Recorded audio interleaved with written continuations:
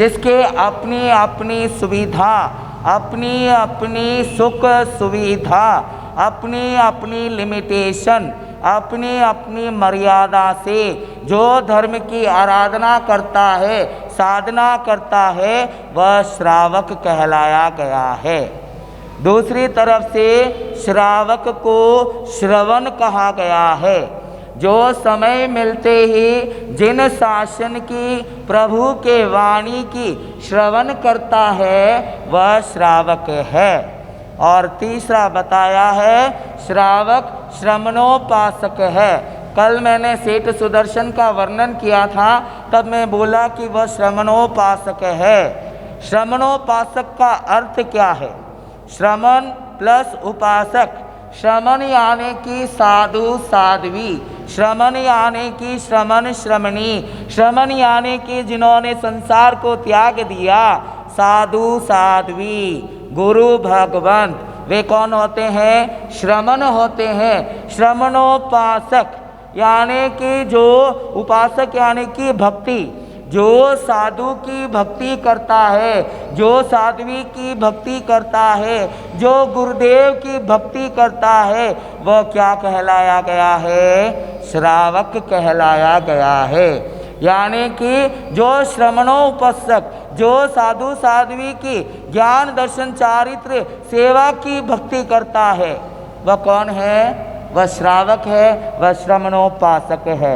आइए आप और हम, हमारे क्वालिटीज़ क्या होने चाहिए, हमारे गुण क्या होना चाहिए, हमारा इम्पोर्टेंस क्या होना चाहिए। तो श्रावक के 21 गुण बताए हैं। मैं दो तरह से आपको समझाने का प्रयास करूँगा। पहले सरल भाषा से, फिर जो गुण का जो हेडलाइन से, टाइटल से, उसके साथ में आपको डेफिनेशन देने का प्रयास करूँगा। ध्यानपूर्वक सुनना। पहला, श्रावक का पहला गुण है 9 तत्व और 25 क्रियाएं जाने। वे कौन होते हैं? श्रावक होते हैं। 9 तत्व, जीव तत्व, पाप तत्व, पुण्य तत्व, अजीव तत्व, संवर, निर्जरा, मोक्ष आदि इन तत्वों को जो जानता है, जानकारी लेता है, वह कौन होता है? श्रावक होता है। जैसे इन 8 दिनों में आपके सामने पाप तत्व का, पुण्य तत्व का हमने यहाँ पर सब्जेक्ट भाई राजेश जी श्रावक जी ने लिया था। यानी कि आप 9 तत्व में से भी अगर किसी एक तत्व की भी जानकारी करते हो, लेते हो, समझते हो, तो आप कौन हो? श्रावक है। ये श्रावक का क्वालिटी है कि उसको पता चलना चाहिए कि पुण्य क्या है, पाप क्या है, जीव क्या है, अजीव क्या है, धर्म क्या है, अधर्म क्या है, कर्म क्या है, बंध क्या है, कैसे बंध होता है, कैसे पापों की निर्जरा होती है, संवर होता है। इन सब चीज़ों को जानने का प्रयास जो करता है, वह श्रावक होता है। फिर बताया धर्म सहायता में किसी की सहायता की इच्छा ना करे। यानी कि अगर श्रावक को धर्म करना है और वह किसी की सहायता, हेल्प नहीं लेना चाहिए, और किसी का हेल्प भी ना मिले। जैसे आपको रोज़ साधु साध्वी भगवान मिलते हैं क्या 365 दिन कुछ सुनाने के लिए, फिर भी आपके मन में एक समय करने की भी इच्छा हो, तो विदाउट एनी हेल्प, हमें किसी की हेल्प नहीं चाहिए धर्म क्रिया करने में। चाहे वह सामायिक हो, दान हो, शील हो, तप हो, भाव हो। श्रावक वह होता है कि बिना हेल्प, बिना सहायता के वह धर्म की साधना पर उपासना करे, वह श्रावक होता है। फिर बताया है मनुष्य तिर्यंच देव के ऊपर सग से कभी नहीं धरना।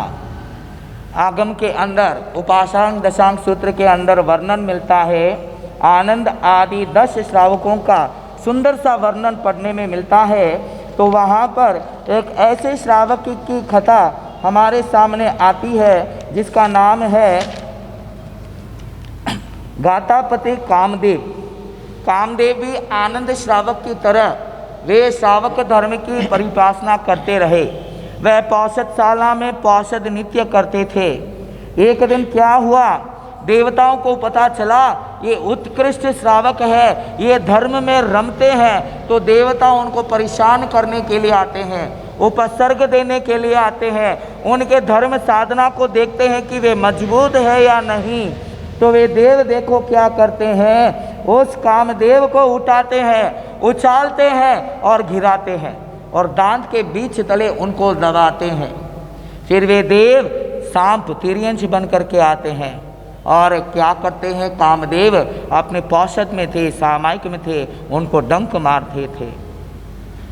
तो देवताओं का उपसर्ग, तिर्यंश का उपसर्ग, शायद आपको और हमको तो देवता या तिर्यंश उपसर्ग नहीं देते हैं, पर मनुष्य का उपसर्ग सबके दिल में रहता है। हम जब धर्म की आराधना करते हैं तो हमारे ही रिश्तेदार, हमारे ही नातेदार, हमारे ही परिजन कहते हैं ये तो खाली धर्म ही करना पड़िया रहे। देखना, आप ज़्यादा समाई करेंगे आपकी श्रीमती करने को नहीं देगी, या श्रीमती जी ज़्यादा समाई करते हैं तो उनके श्रीमंत समाई करने के लिए नहीं देते हैं। 1-2 करो चलेगा, पूरा दिन लेके बैठ गए तो क्या होता है, वहाँ सर उपसर्ग मिलते हैं, कष्ट मिलते हैं, आपके सामायिक में वे कोसते हैं, वे गाली गलौज करते हैं, करते ना, कभी आपको अनुभव हुआ होगा। आप धर्म ज़्यादा करते हैं तो आपके परिवार वाले हंसी मजाक भी उड़ाते हैं, खिल्ली भी उड़ाते हैं, अवहेलना भी करते हैं। जैसे उस अतिमुक्त कुमार को, एवंता मुनि को दीक्षा लेने के बाद संतों ने हंसी मजाक खिल्ली अवहेलना की, वैसे ही जब हम सामायिक में रमते हैं, दान पुण्य करते हैं, ज़्यादा सामायिक की धार्मिक की आराधना करते हैं, तो अपने ही परिजन हमें क्या करते हैं, उपसर्ग देते हैं। तो कहा गया श्रावक के एक गुण में जब मनुष्य, देवता या तिर्यंश उपसर्ग दहे तो हम उस उपसर्ग को क्या करना, सहन कर लेना। एक श्रावक का एक गुण बताया गया है। फिर बताया है धर्म में शंका करना, धर्म में शंका करना, प्रदर्शन की आकांक्षा करना, धर्म के फल में संदेह करना। यानी कि श्रावक कभी भी धर्म में शंका नहीं करता है, धर्म में कभी भी शंका नहीं करता है, कभी भी प्रदर्शन की आकांक्षा नहीं करता है, और धर्म के फल में क्या प्राप्त होने वाला इसका संदेह भी नहीं करता है। यानी कि श्रावक अगर तपस्या करते हैं और उसके मन में फल की भावना हो, आकांक्षा की भावना हो, सामाई करते हुए ये भावना आ जाए कि मुझे देवगति मिले, इसकी भी क्या नहीं करना चाहिए, श्रावकों को फल की संदेह, फल की इच्छा नहीं करना चाहिए। और धर्म में तो शंका रखनी ही नहीं चाहिए। जब स्थिति अनुकूलता से प्रतिकूलता आ जाती है, जब आपका वक्त साथ नहीं देता है, तो श्रावक को डट के रहना चाहिए। उस समय पर भी धर्म को नहीं छोड़ना चाहिए, धर्म को कोसना नहीं चाहिए कि देखिए मैंने इतना धर्म किया और मुझे क्या फल मिल रहा है। आप देखिए काफ़ी ऐसे धार्मिक बंधु होते हैं जो नित्य प्रति सामायिक करते हैं, सेवा करते हैं, भक्ति करते हैं, और उनके ऊपर ही ज़्यादा क्या होता है, उपसर्ग आते हैं। तब आपकी श्रीमती कहती है ते तो घणो समाय करिया, ते तो घणो भक्ति करिया, ते तो घनी प्रभुरी माला फेरिया, पर कही रियो आज वो दुख थाने ही जाऊनो, वो दुख अपन मत ही जाऊनो। ऐसे सरल भाषा में कहते हैं ते घणो धर्म करिया थाने कहीं मिलियो, ते घनी तपस्या करिया थाने कहीं मिलियो। तो श्रावक को धर्म के ऊपर शंका नहीं होनी चाहिए, प्रदर्शन की आकांक्षा नहीं होनी चाहिए, और धर्म के फल में संदेह नहीं होना चाहिए। फिर बताया कि सूत्र अर्थ ज्ञान की प्राप्ति, यानी कि श्रावक को समय अनुसार सूत्र का, ज्ञान का और अर्थ का प्राप्त करना, जैसे जैसे समय मिलता है कुछ ना कुछ ज्ञान का उपार्जन करना, और प्रमाद कभी नहीं करना। फिर बताया धर्म रुचि इतनी गहरा हो, वे धर्म के अंदर बहुत रुचि रखे, और वह रुचि भी बहुत गहरी होनी चाहिए। जिन धर्म में सार है, श्रावक के मन में ये चिंतन होना कि जिन धर्म में ही सार है, 3 तत्व सार है, संसार असार है, ये धर्म ही जो क्या है हमारे जीवन की सार है, बाकी सब तो संसार क्या है, भोगों में लिप्त है। इसीलिए धर्म को सबसे मूल स्थान देना चाहिए। फिर बताया कपट, ठग, ठगाई, अनीति, अनाचार से दूर रहे। किससे? कपट, ठगाई, अनीति, अनाचार से श्रावक हमेशा दूर रहे। न्याय, नीति, सदाचार और धर्म की आराधना में वे रमे। घर के दरवाजा दान के लिए खुले रखने चाहिए। श्रावक के 21 गुण में एक गुण बताया है कि घर के जैसे दरवाजा होता है उसको हम खोलते हैं, वैसे ही श्रावक के हाथ भी हमेशा दान के लिए खुले रहना चाहिए। दान चाहे अन्न का हो, पान का हो, वस्त्र का हो, लयन का हो, शयन का हो, चाहे मन का हो, वचन का हो, काया का हो, नमस्कार का हो। दान कैसा होना चाहिए? श्रावक को उस दरवाजे के समान होना चाहिए जो हमेशा खुले रहने चाहिए। फिर बताया है कि 6 माह में एक पौषध, यानी कि हर महीने में तो पौषध करना है, नहीं हुआ तो भी 6 महीने में एक पौषध श्रावक अपने जीवन में कर ही लेना चाहिए। फिर बताया है सदाचार की प्रतिष्ठा इतनी व्यक्त होकर के, यानी कि आपकी प्रशंसा के लिए धर्म ना करें, आपकी सदाचार के लिए जहाँ पर प्रशंसा होती है वहाँ पर हमारा मन एकदम उठना नहीं चाहिए। फिर बताया अपने व्रत नियमों में विशेष, अपने व्रत नियमों में विशेष क्या होना चाहिए? दृढ़ता होनी चाहिए। 14 प्रकार के दान साधुओं को देने की भावना रखना चाहिए। अन्नदान, पानी का, वस्त्र का, औषधि का, अस्नम पानम खायमम सायमम वत्त पड़िग कंबल पाए पुच्छनेनम पड़ियार फीड फलग सेजा संतारेनम ओसो बेसेजे मानम पड़ी लाभे माने। 14 प्रकार के दान साधुओं को बहराने के लिए क्या करे? वह हमेशा उस सेवा में लगे रहे। यह श्रावक का एक गुण होता है। क्योंकि देखिए आपका जो उत्तरली संघ है, नया संघ है, यहाँ पर साधु साध्वी का आवागमन क्या होता है? कम होता है। पर हम वस्त्र अन्नपान नहीं दे सके तो दवाइयों का, औषधियों का, वस्त्र का ये दान तो क्या कर सकते हैं? देने की भाव रख सकते हैं। समझ में आ गई मेरी बात? फिर बताया है धर्म प्रभावना करे और सुनाए। श्रावक जी क्या करे? धर्म की प्रभावना करे, धर्म को सुने, जैसा जैसा अवसर आए जिन वाणी को सुने, जिन आगम को पढ़े, श्रवण करे और सुनाए। यह भी बताया है कि श्रावक अवसर आते ही उनका एक गुण है कि वे धर्म वाणी का श्रवण भी औरों को कराए। यह भी श्रावक का 21 गुणों में एक गुण बताया गया है। और श्रावक जी नित्य प्रति 3 मनोरथ का चिंतन करे। ये मैं प्रतिदिन कहता हूँ, श्रावक क्या करना चाहिए? 3 मनोरथ का चिंतन नित्य प्रति करना चाहिए। चारों तीर्थों की गुण कीर्तन सेवा भक्ति करनी चाहिए। 4 तीर्थ कौन से हैं? साधु, साध्वी, श्रावक, श्राविका। इन सबों की क्या करना? श्रावक प्रतिदिन गुण कीर्तन, उनकी भक्ति, उनकी सेवा करना है। यहाँ पर मात्र साधु साध्वी ही नहीं, श्रावक श्राविकाएँ, यानी अपने अन्य धार्मिक जो भाई होते हैं, जो धार्मिक भाई होते हैं, उनकी भी प्रशंसा, उनके गुणों का कीर्तन, उनकी भक्ति भी क्या जो करनी चाहिए। जैसे आपके घर में कोई तपस्या करता है तो उसकी सेवा, उसकी भक्ति करनी चाहिए। आपके घर में जो कोई भी धर्म की आराधना करते हैं तो उसकी भी सेवा, उसकी भी भक्ति और गुण की कीर्तन यशमय करनी चाहिए। फिर बताया है नया ज्ञान शास्त्र का वह उपार्जन करे। प्रतिदिन थोड़ा भी ज्ञान क्यों ना हो, एक लाइन का ज्ञान भी क्यों ना हो, पर श्रावक का यह गुण होता है कि प्रतिदिन नया ज्ञान, नया सूत्र, नया शास्त्र का जो क्या है वह उपार्जन करे। यह धर्म भाई बहनों का सहायता करे, यानी कि धार्मिक भाइयों की बहनों की वह सेवा करने की भाव रखे। वह भी क्या है? श्रावक के एक गुण है। उभय काल में प्रतिक्रमण करे, यानी कि सवेरे और सांझ सूर्य अस्त के बाद श्रावक नित्य नियम वाली उभय काल में प्रतिक्रमण करे। मैत्री भाव, अनुकंप भावना वह रखे।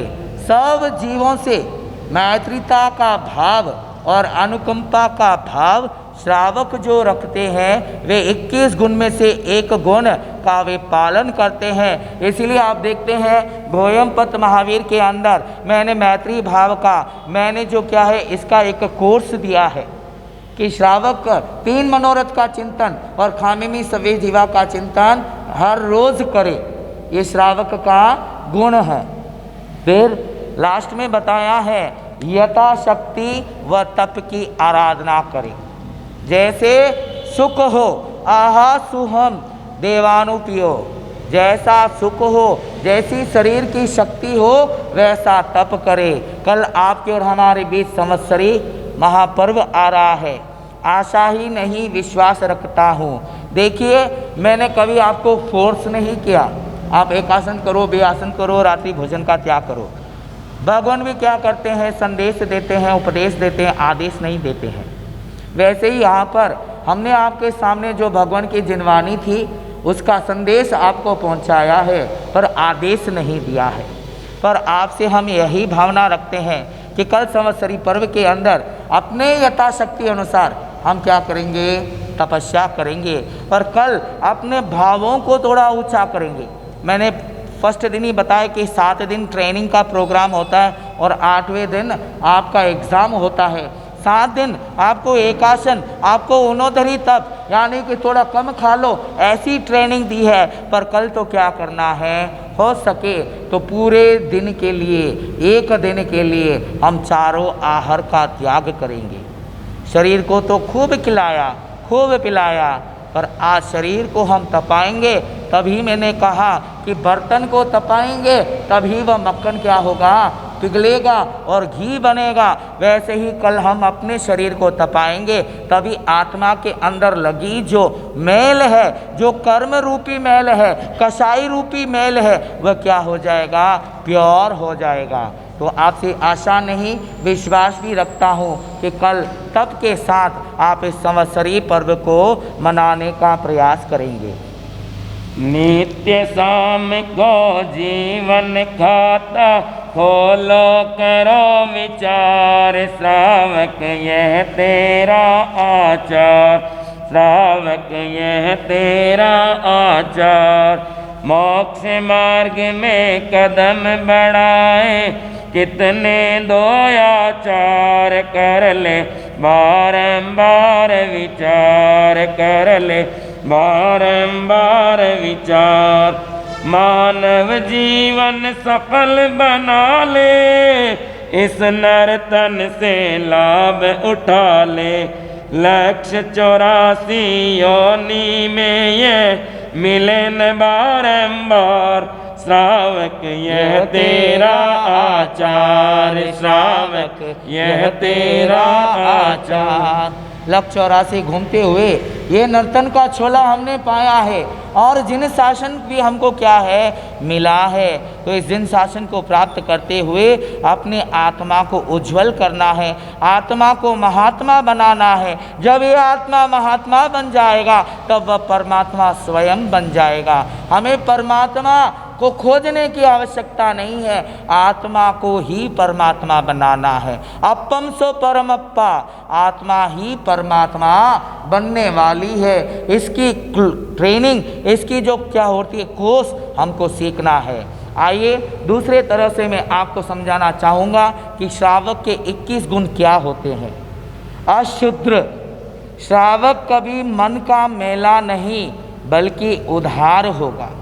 श्रावक कभी मन का मैला नहीं बल्कि उद्धार होगा। रूपवान, उसकी 5 इंद्रियां अखंड है। श्रावक के 5 इंद्रियां मिले हैं और इस इंद्रियों को जब हम तपाते हैं, इन इंद्रियों का हम दमन करते हैं, कंट्रोल करते हैं, तो वह श्रावक अपने आप रूपवान बन जाता है। प्रकृति से सौम्य, वह प्रकृति से क्या है, शांत प्रकृति वाला है। श्रावक कौन होता है, जो शांत होता है। भले आपको जमाना कुछ भी कहे, आपको कुछ भी गाली दे, आपको ग्लोच करे, आपके ऊपर कलंक लगाए, पर आप क्या रहना, शांत रहना। जो शांत रहता है, जो राग द्वेष नहीं बढ़ाता है, जो वापस ऐसे शब्द नहीं कहता कि उसके दिल को ठेस पहुँचे, वह श्रावक होता है। जैसे आप बैठे हो और आपके सामने आकर कोई कलंक लगा दे कि ये तो सामायिक करता है, पर देखिए घर में ऐसा करता है। पर श्रावक कौन होता है? उसको पीछे जवाब देने वाला नहीं होता है, वह शांत होता है। भगवान महावीर स्वामी वे कौन थे? समता मूर्ति थे। उनके कानों में किले ठोके गए। ग्वाले ने कहा मैं जाके आता हूँ, आप गायों की रक्षा करें। और भगवान ध्यानस्थ में खड़े थे।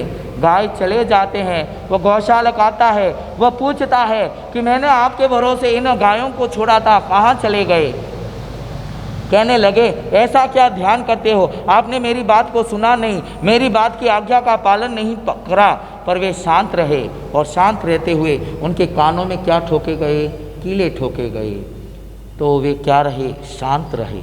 यानी कि कैसे भी उपरसग आए, कोई भी कुछ ना बोले, पर श्रावक का यह गुण होता है जब उसके विपरीत कुछ भी शब्द आए, हालांकि वो उस शब्द से परिपक्व नहीं है, फिर भी श्रावक कौन होते हैं? जो शांत होते हैं, प्रकृति से सौम्य, वह शांत प्रकृति वाला होता है, वह तांडव मचाने वाला नहीं होता है। फिर बताया लोकप्रिय, वह दानी, सदाचारी, विनयशील, मधुर भाषी आदि होने से वे लोकप्रिय हो गया। श्रावक को बोलने की ज़रूरत नहीं, मैं दान दे रही हूँ, मैं दान दे रही हूँ, मैं विनयवान हूँ, मैं सदाचारी हूँ। वो तो श्रावक के ऐसे गुण होते हैं। वे स्वयं विनयशील होते हैं, मधुर भाषी होते हैं, दानी होते हैं, सदाचारी होते हैं, इसलिए वे क्या होते हैं? लोकप्रिय होते हैं। अक्रूर, वे प्रकृति से दयालु होगा और कभी निर्दयी नहीं होता। अब दया क्या है? मात्र चींटी की रेल चल रही है, उसको बचा दिया। मात्र आपके घर में कॉकरोच आ गए और उसको ठीक से रख दिया, वह बड़ी दया नहीं है। दया का परिभाषा क्या है? बारीकी से समझो। आपकी पत्नी है, घर में एक दिन सर्वेंट नहीं आई है, तो उसको झाड़ू, पोछा, बर्तन मांजना सब करना पड़ता है।